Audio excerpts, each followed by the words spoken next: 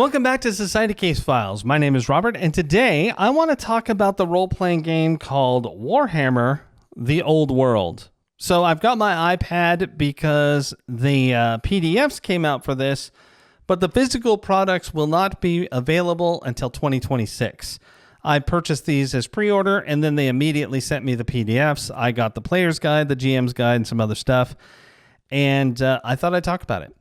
If you like this kind of content and you want to see more, please subscribe to the channel and hit the notification bell. Otherwise, I'm going to dive right in. This won't be too long. I just want to kind of talk about a couple of things in regards to this game. First off, I love the old world. I think it's super neat. It takes place before fantasy role-play, but not a super long time before. It has a brand new system, which is very unusual in my opinion. I would have figured they would have used the same one just to sort of capture the same audience. But since they had the opportunity to make something new, they decided to try and streamline it a little bit, I think, and make it easier if we want to use that term. Basically, you're going to go through character creation. It's got everything you need in here. Character creation, combat, blah, blah, blah. It's a full game.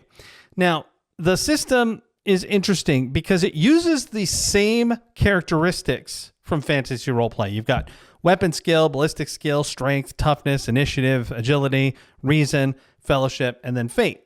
Now, what makes this different is that fantasy roleplay, all of your characteristics are effectively percentile, except for some of them. Wounds, they don't have wounds in the characteristics traits here, but that was one of them. Wounds, strength, and toughness are individual numbers. So there is the complication there.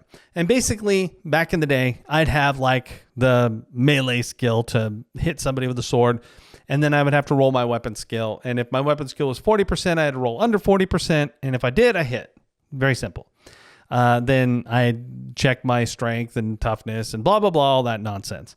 This game has decided to change that up. And instead of being a percentile system, now it's a dice pool system. Your characteristic, which a very high characteristic is 5, and of course 1 being the lowest, is representative of how many dice you're going to roll. The number that you want to beat, your target number, is your skill level. So as an example, if you're attempting to, say, jump over a cliff, you are going to use your agility. And we'll just say agility. Let's say you're going to do a flip over it because you want to be a fancy bastard. Okay. So you're going to use your agility. And let's say your agility is 4. And your skill of athletics is 3. Okay. You're going to roll 4 dice, 4d10, and you're going to attempt to get 3 or lower. So basically your target number comes from the skill and your number of dice comes from the characteristic. There's an interesting complication. Let's say that you've done something really awesome in this scenario. Something really good has happened. Then you get a glorious moment where you're going to re-roll failures. So let's say I roll those 4 dice and I only get 1 success. I want more. I can re-roll my failures, try and get more. A single success is a marginal success. 2 successes is like a clean success. 3 or more makes it better and better. Pretty standard as far as how those tiers of success go. Now, the alternative to glorious is grim. So let's say that your team is messed up recently, or you're just in a hopeless situation. There's too many bad guys. You're cornered. Something terrible's happened. Something has put you in this state. Now, when you roll, your grim modifier tells you that you re-roll successes. So if in our jump across the cliff thing, we rolled 3 successes and 1 failure, we re-roll those 3 successes and whatever happens, happens. So the grim thing really does suck. As far as the system goes, that's pretty much the basics. And I think it's kind of cool. It's an interesting take. And I do think it's simpler than the other version because at least everything across the board has a use that is easier to explain. I think that this is easier to grasp, and I feel like it's more fair than trying to do the percentile thing. But then again, I'm not a huge fan of having to roll percentiles in games for my skills and stuff. And particularly Warhammer Fantasy Roleplay, your skills were just allowing you to do a thing. They didn't really modify it. They just meant you could do it. You know, you still had to use your weapon skill or whatever. And then, career paths and all that stuff were a little complicated. It's not as much fun for somebody who is just wanting to sit down and get more into the story.